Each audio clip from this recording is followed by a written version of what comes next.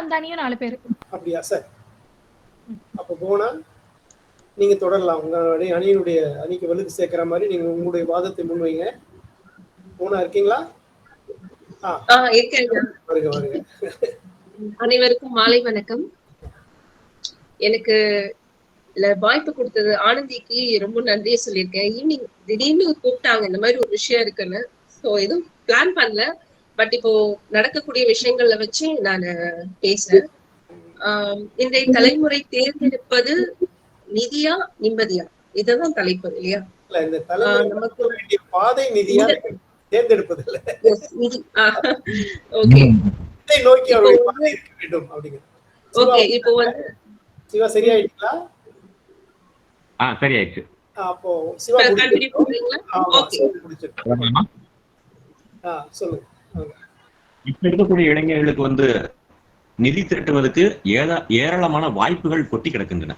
ஒரு food delivery இல்ல YouTube சேனலுக்கு நாம பேசக்கூடிய ஒரு மணி நேரம் குரல் கொடுத்தா அதுக்குண்டான வாய்ப்புகள் நிறையவே கிடைக்கும். பார்ட் டைம் ஜாப்னு சொல்லி பார்த்துக்கலாம். நிதி திரட்டுவதற்கு வாய்ப்புகள் இருக்கின்றன.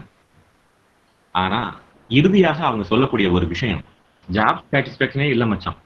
ஜாப் சாட்டிஸ்பேக்ஷன் அது என்ன? ஜாப் சாட்டிஸ்பேக்ஷன் வேலை பார்த்ததற்குண்டான திருப்தி, மனதளவுல அதை உணராத எந்த ஒருத்தரும் எந்த வேலையிலையும் முழுமையா தன்னை ஈடுபடுத்திக்க முடியாது அப்படிங்கிறது யதார்த்தம், எல்லாத்துக்குமே தெரிந்த விஷயம்.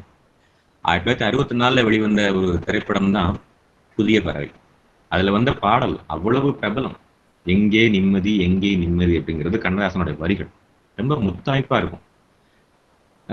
இவ்வளவு சூப்பர் ஸ்டார் ரஜினிகாந்த் அவர்கள் கூட வருடத்திற்கு ஒரு படமோ இல்ல 2 வருடங்களுக்கு ஒரு படமோ நடிக்கக்கூடிய ஒரு குணம் கொண்டவர். அவர்கிட்ட இல்லாத பணம் கிடையாது. அகில இந்திய அளவுல அவரை தெரியாதவர்கள் இருக்க முடியாது. அரசியல் சார்ந்து அல்லது பிரபலம் எல்லா விவிஐபின்னு சொல்லக்கூடிய அளவுக்கு அவர் தன்னுடைய ஒரு புகழ் இருக்கிறாரு. ஆனாலும் நிம்மதி தேடி இமயமலைக்கு போறார். ஏன்னா மனிதனுடைய முழுமை எங்க தன்னோட மனதில் எப்போ முழுமை பெற முடியும் அப்படின்னா, எந்த பிரச்சனையும் இல்லாம நிம்மதியா இருக்கணும். காலையில பொழுது விடியும் போதே நம்ம நினைக்கக்கூடிய விஷயம், ஆண்டவா இன்னைக்கு எந்த ஒரு பிரச்சனையும் வரக்கூடாது, நிம்மதியா அந்த பொழுது போகணும் அப்படிங்கிறது தான். ஏன் இன்னைக்கு நிதியோட நம்ம போகணும்னு நினைக்கிறது இல்லை யாரும். நிம்மதி அப்படிங்கிறது எந்த பிரச்சனையும் இல்லாம சுமூகமா போகணும் அப்படிங்கிறது தான் இன்றைய மட்டும் இல்ல எல்லா நாட்களும் நாம் நினைக்கக்கூடிய ஒரு விஷயம். அடுத்ததா சொன்னாங்க ஒரு சகோதரி, கோயில்ல வந்து பணம் கொடுத்தாதான் சந்தனம் கிடைக்கும், விபூதி கிடைக்கும். அந்த சந்தனத்தையும் விபூதியையும் வாங்குறதுலாம் உங்க நிம்மதி இருக்கு. நீங்க நிதி செலவு பண்ண தயாரா இருக்கீங்க, அந்த சந்தனமோ அல்லது குங்குமமோ அல்லது விபூதியோ நீங்க வாங்கும்போது உங்களுக்கு மனதுக்கு நிம்மதி கிடைக்கிறது. அந்த நிம்மதிக்காக நீங்க அந்த நிதியை செலவு பண்ணீங்க. ஸோ அல்டிமேட்டா பார்க்கும்போது உங்களுக்கு அது நிம்மதி வருது. அடுத்த மொபைல் போன், அறிவியல் வளர்ச்சி அப்படி இப்படின்னு சகோதரர் நிறைய சொன்னார். ஆனா பாருங்க, எப்போ நாம அந்த கைபேசியில இருந்து ஒதுங்கி இருக்கோமோ அப்பதான் மனதுல ஒரு நிம்மதி. நீங்க வீட்டுல போய் ஒரு 1/2 மணி நேரம் தொடர்ச்சியா உங்க செல்போனை பார்த்துக்கிட்டு இருங்க, அம்மாவோ அல்லது அப்பாவோ இல்ல வீட்டில் இருக்கக்கூடிய மனைவியோ குழந்தைகளோ எப்பவும் இதேதான் வேலையா, கொஞ்சம் போனை அணைச்சி வச்சுட்டு வாங்க அப்படின்னு சொல்லக்கூடிய விஷயத்த நம்ம கண்கூட பார்க்க முடியும். ஏன்னா அதுல நிம்மதி இல்லை. நாம அதுல மூழ்கி கிடக்கிறோம். எதனால அப்படின்னா, பக்கத்துல இருக்கக்கூடிய உறவுகளை விடுத்து சுட சுட செய்திகள் நமக்கு கிடைச்சிருது. உலகத்துல ஏதோ ஒரு மூலையில் நடக்கக்கூடிய விஷயங்கள் நமக்கு தெரிஞ்சிருது. அது வந்து ஒரு தகவல் பரிமாற்றம் மட்டும்தான். அதை நம்ம அதோட நிறுத்திக்கிட்டா நிம்மதி நிச்சயமாகும். அடுத்தது சொன்னாரு, ரொம்ப 126 கோடி ஒருத்தர் கிட்டத்தட்ட அந்த பணத்தை சம்பாதிச்சுட்டு அதை பேங்க்ல போட்டு இப்ப நிம்மதியா இருக்காரு. எப்படி இருக்காரு? நிம்மதியா இருக்காரு. அந்த நிம்மதிக்கு காரணம் அந்த பணம்னு அவர் சொல்றாரு. ஆனா அந்த 126 கோடியை வச்சு அவர் சம்பாதிக்கிறது நிம்மதி. ஸோ எந்த வகையில சுற்றி சுற்றி வந்தாலும் நாம சந்திக்கக்கூடிய ஒரே விஷயம் நிம்மதி தான் நமக்கு தேவை. அடுத்ததா சதுரங்கம் திரைப்படத்தை சொல்லியிருப்பாரு. அவர் வந்து மணி இஸ் அல்டிமேட் அப்படின்ட்டு. ஆனா அந்த திரைப்படத்தோட முடிவு என்ன? கிளைமேக்ஸ்.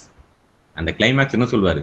பணம் மட்டும் பத்தாதுன்னு சொல்லி அந்த பணத்தை தூக்கி வீசி எறிஞ்சிட்டு ஒரு குடிசையில தன் மனைவியோட போய் வாழ போவார். ஏன்னா அதுதான் நிம்மதி. அந்த நிம்மதி தரக்கூடிய விஷயங்கள் வந்து ஏராளம். அந்த நிம்மதி கிடைச்சா வாழ்க்கையில ஜெயிச்ச மாதிரியான ஒரு உணர்வு கிடைக்கும். நிறைவா ஒண்ணு சொல்றேன், நிதி அப்படிங்கிறது நம்ம பயணத்திற்கு ஒரு ஊன்றுகோல் மாதிரி, நம்ம பயணத்துல ஒரு கண்ணாடி மாதிரி. அதை தேவைப்படும் போது மட்டும்தான் பயன்படுத்தணும். பாதையோட முடிவு நிம்மதியா இருக்கணும். அதுதான் வாழ்க்கையின் அர்த்தமாக இருக்கும். வாய்ப்புக்கு நன்றி. வணக்கம். பல உதாரணங்களோட பல பெரிய மனிதர்கள், அப்துல் கலாம், அஜித் குமார், ரஜினிகாந்த், இப்படி எல்லாம் நிறைய உதாரணங்கள் சொல்லி அவங்க கிட்டலாம் பணம் இருக்கு, ஆனா அவங்க எல்லாம் கடைசியா விரும்புறது எதை? நிம்மதியும் தன்னுடைய அணிக்கு அழுத்தமான ஒரு கருத்தை அங்க பதிவு செஞ்சிருக்காரு. அதுக்கு மறுக்கக்கூடிய நிதியை சார்ந்த யார் பேச போறாங்க? அடுத்ததான் பொறியாளர் இன்பரசு அவர்கள். அன்பு பொறியாளர், கட்டிட கலைஞர்,